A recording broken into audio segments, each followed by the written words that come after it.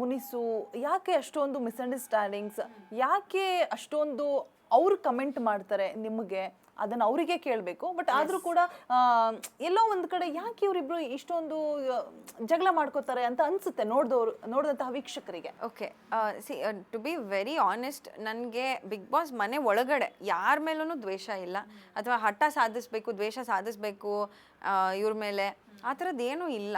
ನನ್ನ ಆಟ ನಾನು ಆಡ್ತಾ ಇದ್ದೆ ಅಷ್ಟೇ. ಈಗ ಒಂದು ಟಾಸ್ಕ್ ಬರುತ್ತೆ, ಇಬ್ಬರು ನಿಂತ್ಕೊಳ್ತೀವಿ, ನಾನು ಭವ್ಯ, ಹಂಸ ಅವ್ರು ಕ್ಯಾಪ್ಟನ್ ಆಗಿರ್ತಾರೆ, ಒಬ್ರು ನಾವು ಖಿನ್ನತೆಗಳನ್ನ ಹೇಳ್ಕೊಂಡು ಇರಬೇಕು. ನಾನು ಯಾವ ಥರ ಬೆಟರು ಅಂತ ನಾನು ಹೇಳ್ಕೊಬೇಕು, ಅದು ನಮ್ಮ ಟಾಸ್ಕ್ ಆಗಿರುತ್ತೆ. ನಾನು ಅವಳಕಿನ್ನ ಯಾವ ರೀತಿ ಬೆಟರು, ನನ್ನಲ್ಲಿ ಏನು ಎಕ್ಸ್ಟ್ರಾ ಇದೆ ಅದನ್ನ ನಾನು ಹೇಳ್ಕೊಳ್ತೀನಿ. ಅವ್ರ ಬಗ್ಗೆ ಮೈನಸಸ್ ಏನು ಅಂತ ಹೇಳ್ಬೇಕು, ಅದು ಟಾಸ್ಕ್. ಅದು ಇಲ್ದೇ ಇರೋದನ್ನೆಲ್ಲ ಹೇಳೋದಲ್ಲ, ಇರೋದು ಕಣ್ಣಿಗೆ ಯಾವ ತರ ಕಂಡಿದೆಯೋ ಅದನ್ನ ಹೇಳ್ಬೇಕು. ಒಂದ್ ವಾರ ಆಗಿರುತ್ತೆ, ಒಂದ್ ವಾರದಲ್ಲಿ ಒಂದಷ್ಟು ಮೈನಸಸ್ ಅಂಡ್ ಪ್ಲಸಸ್ ಕಾಣಿಸಿರುತ್ತೆ ಒಬ್ಬ ವ್ಯಕ್ತಿಯಲ್ಲಿ, ಕಂಟೆಸ್ಟೆಂಟ್ಗಳಲ್ಲಿ. ಅದನ್ನ ನಾನು ಹೇಳ್ತೀನಿ, ಅವರು ಒಂದಷ್ಟು ಪಾಯಿಂಟ್ಸ್ ಹೇಳ್ತಾರೆ, ನಾನು ಅವ್ರ ಸಮಯದ ಗೊಂಬೆ ಅಂತ ಹೇಳ್ತೀನಿ, ಅವ್ರು ನನಗೆ ಕೀಲಿ ಕೈ ಗೊಂಬೆ ಅಂತ ಹೇಳ್ತಾರೆ, ಒಂದಷ್ಟು ಎಕ್ಸ್ಚೇಂಜ್ ಆಫ್ ವರ್ಡ್ಸ್ ಆಗಿರುತ್ತೆ. ಬಟ್ ಅದನ್ನ ನಾನು ಎಲ್ಲೂ ನಾನು ಮುನ್ಸು ತೋರಿಸಲ್ಲ ಅಥವಾ ದ್ವೇಷ ತೋರಿಸಲ್ಲ, ಬಟ್ ಅವ್ರಿಗೆ ಅದು ಹರ್ಟ್ ಆಗಿರುತ್ತೆ. ಆ್ಯಂಡ್ ದೆನ್ ಧರ್ಮ ಅವ್ರ ವಿಚಾರ ಕೇಳಲೇಬೇಕು. ಸೊ ನೀವು ಧರ್ಮ ಅವ್ರು ಮಾತನಾಡೋದು ನೋಡಿದ್ರೆ, ಜೊತೆಲಿ ಇರೋದನ್ನ ನೋಡಿದ್ರೆ, ಈ ಕಡೆ ಅನುಷಾರ ಅವರು ಜಲಾಸಿ ಪಡ್ಕೊಂತಿದ್ರ ಅಂತ ಹೇಳ್ಬಿಟ್ಟು, ಬಿಕಾಸ್ ಸಾಕಷ್ಟು ಜನ ಅದೇ ಹೇಳ್ತಾ ಇದ್ದಾರೆ. ನಿಮಗೇನು ಅನ್ಸ್ತದೆ? ಆಗಿರ್ಬೋದೇನೋ, ನನಗೆ ಅದ್ರ ಬಗ್ಗೆ ಗೊತ್ತಿಲ್ಲ. ಅವರು ಜೆಲ್ಲಿಸ್ ಪಟ್ರ ಅಥವಾ ಬೇಜಾರಾಗ್ತಾ ಇತ್ತಾ? ಬಿಕಾಸ್ ಅನುಷಾ ಆ್ಯಂಡ್ ಧರ್ಮ ಅವರು ಒಟ್ಟಿಗೆ ಎಂಟ್ರಿ ತಗೊಳ್ತಾರೆ, ಅವರು ಒಂದು 2-3 ಮೂವಿ ಒಟ್ಟಿಗೆ ಮಾಡಿದ್ದಾರೆ, ಒಟ್ಟಿಗೆ ನಾಮಿನೇಟ್ ಕೂಡ ಆಗ್ತಾರೆ. ಯಾ, ಆ್ಯಂಡ್ ಫ್ರೆಂಡ್ಶಿಪ್ ತುಂಬ ಒಳ್ಳೆ ಫ್ರೆಂಡ್ಶಿಪ್ ಇರುತ್ತೆ ಅವ್ರ ಮಧ್ಯೆ. ಬಟ್ ಅನ್ಫಾರ್ಚುನೇಟ್ಲಿ ಅವರು ನರಕದಲ್ಲಿರ್ತಾರೆ, ಅನುಷಾ ಅವರು, ಧರ್ಮ ಅವ್ರು ಸ್ವರ್ಗದಲ್ಲಿರ್ತಾರೆ. ಆ್ಯಂಡ್ ಅವರ ವ್ಯಕ್ತಿತ್ವಗೆ ನಾನು ಹೇಳಿದೆ, ವೈಬ್ಸ್ ಮ್ಯಾಚ್ ಆಗ್ತಾ ಇತ್ತು ನಂದು ಧರ್ಮದು. ಆ್ಯಂಡ್ ತುಂಬ ಒಳ್ಳೆ ವ್ಯಕ್ತಿ, ಸಿಕ್ಕಾಬಡೆ ಒಳ್ಳೆಯವರು ಅವರು.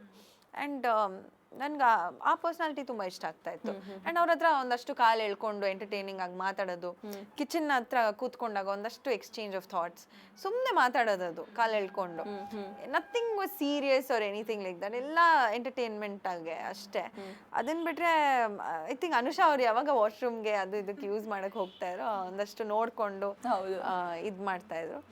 ಅದನ್ನ ಬೇರೆ ನಮಗೆ ಬಿಗ್ ಬಾಸ್ ಅಲ್ಲಿ ಝೂಮ್ ಹಾಕಿ ತೋರಿಸ್ತಾ ಇದ್ರು, ಅವ್ರು ಕೊಡ್ಕೊಂಡು ಹೋಗೋದು, ನೀವು ಜೊತೆಲಿ ಕೂತ್ಕೊಂಡು ಮಾತಾಡೋದು. ಓಕೆ, ಸೊ ಎಸ್, ನಾನು ಆ ಎಪಿಸೋಡ್ ಇನ್ನೂ ನೋಡಕ್ಕೆ ಚಾನ್ಸ್ ಸಿಕ್ಕಿಲ್ಲ, ನೋಡ್ಬೇಕು, ಸಿಕ್ಕರೆ ಮಿಸ್ ಮಾಡ್ದೆ ನೋಡಿ.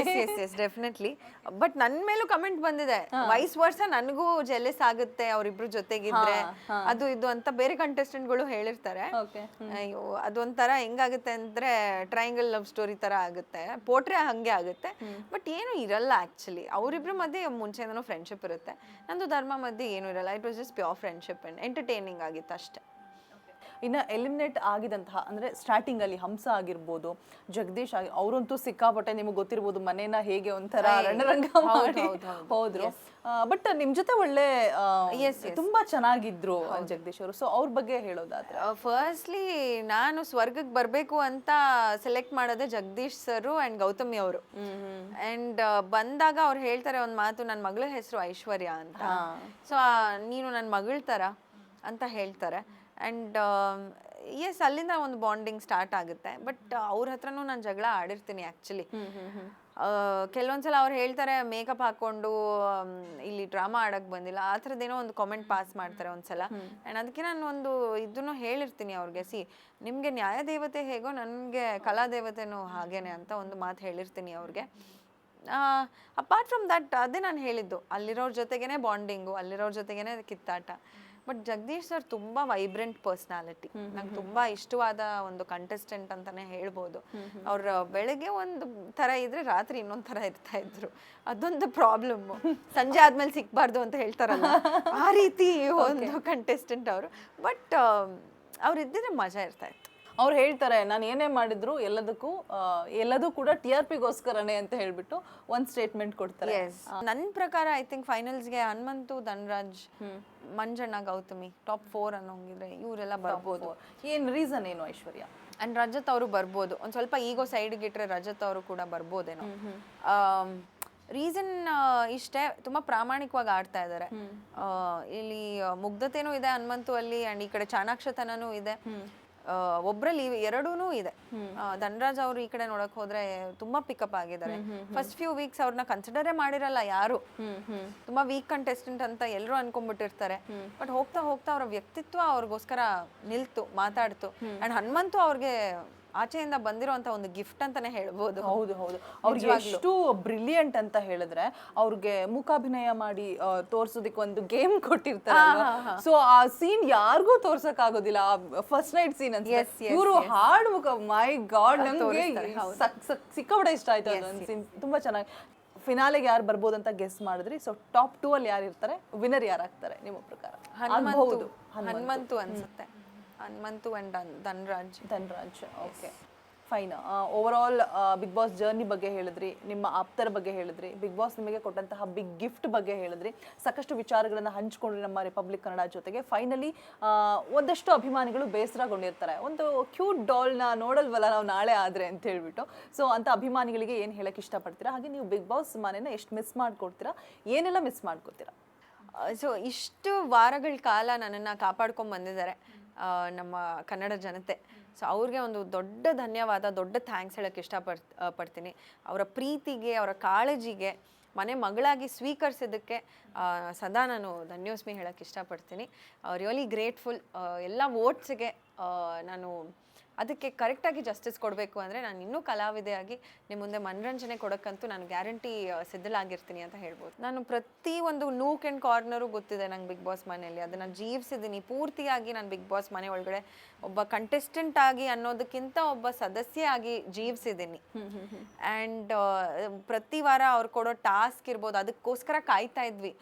ಈ ವಾರ ಯಾವ ಥರ ಕಾನ್ಸೆಪ್ಟ್ ಇರುತ್ತೆ, ಈ ವಾರ ಯಾವ ಥರ ಟಾಸ್ಕ್ ಇರುತ್ತೆ, we have to buck up, we have to prepare ourselves ಅಂತ ತುಂಬ ಅದು ಎಕ್ಸೈಟ್ಮೆಂಟ್ ಇರ್ತಾ ಇತ್ತು. ಎಲ್ಲ ಪ್ರತಿ ವಾರನೂ ಡಿಫ್ರೆಂಟ್ ಆಗಿರ್ತಾ ಇತ್ತು. ಅದು ನಮಗೆ ಒಂಥರ ಸರ್ಪ್ರೈಸಿಂಗ್ ಥರ ಎಲ್ಲವನ್ನು ಮಿಸ್ ಮಾಡ್ಕೊಳ್ತೀನಿ. ಆ್ಯಂಡ್ ಆ ಒಂದು ಬಿಗ್ ಬಾಸ್ ಮನೆಗೆ ಜೀವ ಕೊಡೋದೇ ಕಂಟೆಸ್ಟೆಂಟ್ಸ್ನು ಖಂಡಿತವಾಗ್ಲೂ ಮಿಸ್ ಮಾಡ್ಕೊಳ್ತೀನಿ. ಎವ್ರಿಥಿಂಗ್ ಅಬೌಟ್ ಬಿಗ್ ಬಾಸ್ ಒಂದು ಒಳ್ಳೆ ವೇದಿಕೆ, ಬ್ಯೂಟಿಫುಲ್ ಸ್ಟೇಜ್. ಅಲ್ಲಿಂದ ಬಂದ ಮೇಲೆ ಒಂದು ಹೊಸ ಜರ್ನಿ ಸ್ಟಾರ್ಟ್ ಆಗುತ್ತೆ ಇವಾಗ. Okay Aishwarya, thank you so much and once again happy new year. ಈ ವರ್ಷ ನಮ್ಮನ್ನು ಸಿಕ್ಕಾಪಟ್ಟೆ ಜಾಸ್ತಿ ಎಂಟರ್ಟೈನ್ ಮಾಡಿ, ಇನ್ನೂ ತುಂಬ ಮುದ್ದಾಗಿ, ಇನ್ನೂ ಒಳ್ಳೊಳ್ಳೆ ಕಾಸ್ಟ್ಯೂಮಲ್ಲಿ ಚಂದವಾಗಿ ಕಾಣಿಸ್ಕೊಳ್ಳಿ, ಇದೇ ಥರ ಟೆಡಿ ಬಿಯರ್ ಥರ, ಡಾಲ್ ಥರ, ಕ್ಯೂಟ್ ಡಾಲ್ ಥರ ಅಂತ ಹೇಳ್ತಾ ಧನ್ಯವಾದ ನಿಮ್ಮ ಅಮೂಲ್ಯವಾದ ಸಮಯವನ್ನು ನಮ್ಮೊಟ್ಟಿಗೆ ಕಳೆದಿದ್ದಾರೆ. Thank you. Happy new year ನಿಮಗೂ ಕೂಡ ಆ್ಯಂಡ್ ಎಲ್ಲ ವೀಕ್ಷಕರಿಗೂ ಕೂಡ ಹೊಸ ವರ್ಷದ ಹಾರ್ದಿಕ ಶುಭಾಶಯಗಳು. ಎಸ್ ವೀಕ್ಷಕರೇ, ಮತ್ತೊಮ್ಮೆ ನಿಮ್ಮೆಲ್ಲರಿಗೂ ಕೂಡ ಹೊಸ ವರ್ಷದ ಹಾರ್ದಿಕ ಶುಭಾಶಯಗಳು ಅಂತ ತಿಳಿಸ್ತಾ, ಇದಿಷ್ಟು ಐಶ್ವರ್ಯ ಅವರ ಮಾತಾಗಿತ್ತು. ಬಿಗ್ ಬಾಸ್ ಮನೆಯ ಜರ್ನಿ ಓವರ್ ಆಲ್ ಬಗ್ಗೆ ಐಶ್ವರ್ಯ ಅವರು ಒಂದಷ್ಟು ಮಾತನ್ನ ನಮ್ಮ ಜೊತೆ ಹಂಚ್ಕೊಂಡ್ರು ಅಂತ ಹೇಳ್ತಾ, ಇನ್ನಷ್ಟು ಒಳ್ಳೊಳ್ಳೆ ಕಂಟೆಂಟ್ಗಳಿಗಾಗಿ ನೋಡ್ತಾ ಇರಿ ರಿಪಬ್ಲಿಕ್ ಕನ್ನಡ, ಇದು ನಿಮ್ಮ ಧ್ವನಿ. ಆ್ಯಂಡ್ ಪ್ರತಿ ವಾರ ಅವ್ರು ಕೊಡೋ ಟಾಸ್ಕ್ ಇರ್ಬೋದು, ಅದಕ್ಕೋಸ್ಕರ ಕಾಯ್ತಾ ಇದ್ವಿ. ಈ ವಾರ ಯಾವ ಥರ ಕಾನ್ಸೆಪ್ಟ್ ಇರುತ್ತೆ, ಈ ವಾರ ಯಾವ ಥರ ಟಾಸ್ಕ್ ಇರುತ್ತೆ, we have to buck up, we have to prepare ourselves ಅಂತ ತುಂಬ ಅದು ಎಕ್ಸೈಟ್ಮೆಂಟ್ ಇರ್ತಾ ಇತ್ತು. ಎಲ್ಲ ಪ್ರತಿ ವಾರನೂ ಡಿಫ್ರೆಂಟ್ ಆಗಿರ್ತಾ ಇತ್ತು. ಅದು ನಮಗೆ ಒಂಥರ ಸರ್ಪ್ರೈಸಿಂಗ್ ಥರ ಎಲ್ಲವನ್ನು ಮಿಸ್ ಮಾಡ್ಕೊಳ್ತೀನಿ. ಆ್ಯಂಡ್ ಆ ಒಂದು ಬಿಗ್ ಬಾಸ್ ಮನೆಗೆ ಜೀವ ಕೊಡೋದೇ ಕಂಟೆಸ್ಟೆಂಟ್ಸ್ನು ಖಂಡಿತವಾಗ್ಲೂ ಮಿಸ್ ಮಾಡ್ಕೊಳ್ತೀನಿ. ಎವ್ರಿಥಿಂಗ್ ಅಬೌಟ್ ಬಿಗ್ ಬಾಸ್ ಒಂದು ಒಳ್ಳೆ ವೇದಿಕೆ, ಬ್ಯೂಟಿಫುಲ್ ಸ್ಟೇಜ್. ಅಲ್ಲಿಂದ ಬಂದ ಮೇಲೆ ಒಂದು ಹೊಸ ಜರ್ನಿ ಸ್ಟಾರ್ಟ್ ಆಗುತ್ತೆ ಇವಾಗ. Okay Aishwarya, thank you so much and once again happy new year. ಈ ವರ್ಷ ನಮ್ಮನ್ನು ಸಿಕ್ಕಾಪಟ್ಟೆ ಜಾಸ್ತಿ ಎಂಟರ್ಟೈನ್ ಮಾಡಿ, ಇನ್ನೂ ತುಂಬ ಮುದ್ದಾಗಿ, ಇನ್ನೂ ಒಳ್ಳೊಳ್ಳೆ ಕಾಸ್ಟ್ಯೂಮಲ್ಲಿ ಚಂದವಾಗಿ ಕಾಣಿಸ್ಕೊಳ್ಳಿ, ಇದೇ ಥರ ಟೆಡಿ ಬಿಯರ್ ಥರ, ಡಾಲ್ ಥರ, ಕ್ಯೂಟ್ ಡಾಲ್ ಥರ ಅಂತ ಹೇಳ್ತಾ ಧನ್ಯವಾದ ನಿಮ್ಮ ಅಮೂಲ್ಯವಾದ ಸಮಯವನ್ನು ನಮ್ಮೊಟ್ಟಿಗೆ ಕಳೆದಿದ್ದಾರೆ. Thank you. Happy new year ನಿಮಗೂ ಕೂಡ ಆ್ಯಂಡ್ ಎಲ್ಲ ವೀಕ್ಷಕರಿಗೂ ಕೂಡ ಹೊಸ ವರ್ಷದ ಹಾರ್ದಿಕ ಶುಭಾಶಯಗಳು. ಎಸ್ ವೀಕ್ಷಕರೇ, ಮತ್ತೊಮ್ಮೆ ನಿಮ್ಮೆಲ್ಲರಿಗೂ ಕೂಡ ಹೊಸ ವರ್ಷದ ಹಾರ್ದಿಕ ಶುಭಾಶಯಗಳು ಅಂತ ತಿಳಿಸ್ತಾ, ಇದಿಷ್ಟು ಐಶ್ವರ್ಯ ಅವರ ಮಾತಾಗಿತ್ತು. ಬಿಗ್ ಬಾಸ್ ಮನೆಯ ಜರ್ನಿ ಓವರ್ ಆಲ್ ಬಗ್ಗೆ ಐಶ್ವರ್ಯ ಅವರು ಒಂದಷ್ಟು ಮಾತನ್ನ ನಮ್ಮ ಜೊತೆ ಹಂಚ್ಕೊಂಡ್ರು ಅಂತ ಹೇಳ್ತಾ, ಇನ್ನಷ್ಟು ಒಳ್ಳೊಳ್ಳೆ ಕಂಟೆಂಟ್ಗಳಿಗಾಗಿ ನೋಡ್ತಾ ಇರಿ ರಿಪಬ್ಲಿಕ್ ಕನ್ನಡ, ಇದು ನಿಮ್ಮ ಧ್ವನಿ.